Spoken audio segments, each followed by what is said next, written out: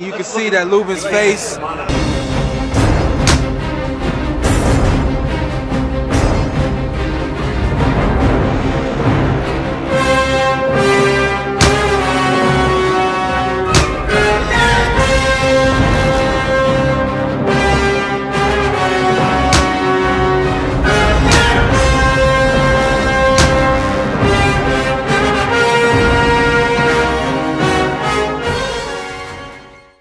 When Sebastian Fundora came into the pro boxing scene, some fans saw him more as a spectacle than a serious prospect.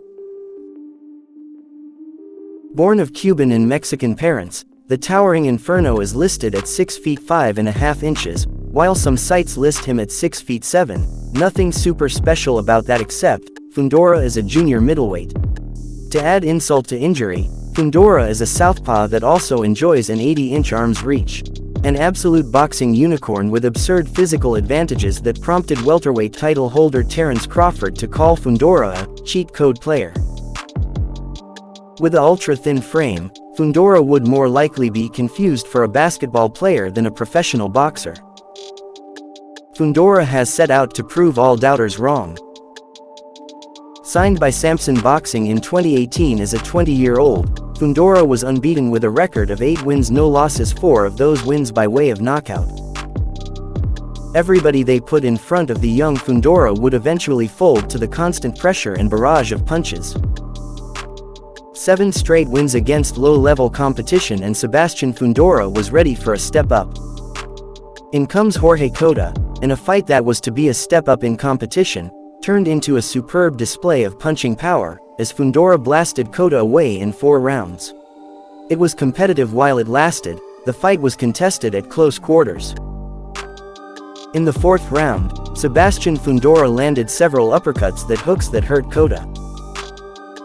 Cota was in bad shape, taking significant punishment.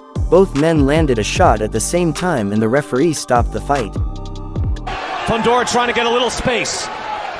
Teeing him up. Firing from outside. Referee's getting close. Hard left hand. Referee steps in.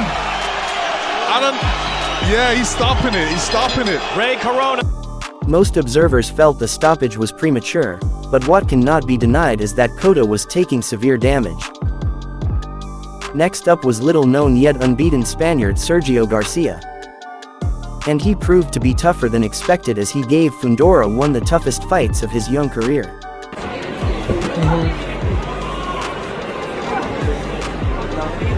In the end, Fundora managed to pull out a hard-fought unanimous decision victory.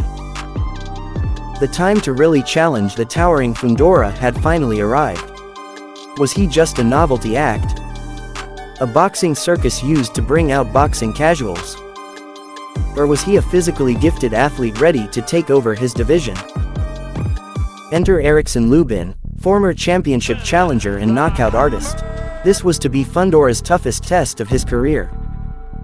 And it was. Fundora was the underdog, as many predicted he would fall under the great power of Lubin. But Sebastian had other plans, he was ready for the moment.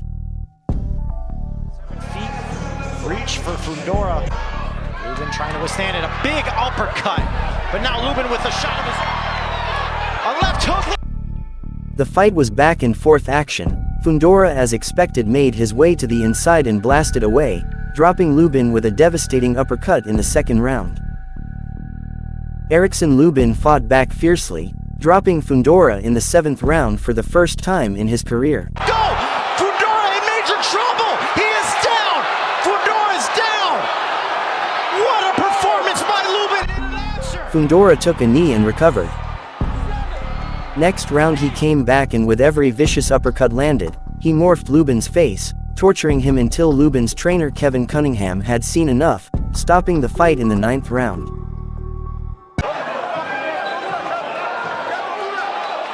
And now the fight is over.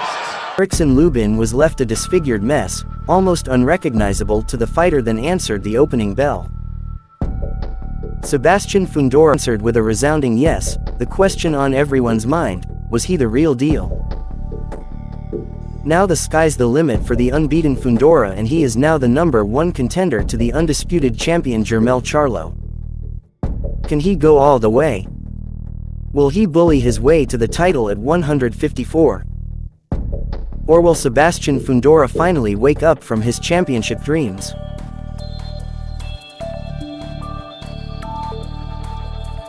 I mean, Jermell Charlo is here, and he's got to be looking up saying, yeah, he's a kid, but man, that's 6'6" No. with power.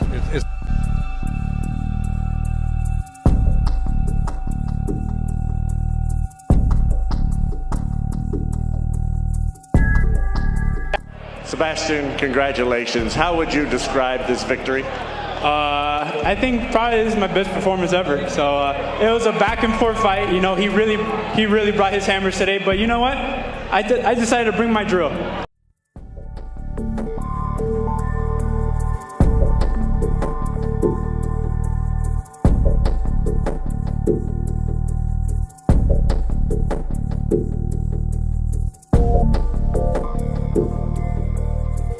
You're talking franchise, you're talking money, you're talking notoriety, you're talking women, kid stealing, wheeling dealing, limousine riding, jet flying, son of a guns.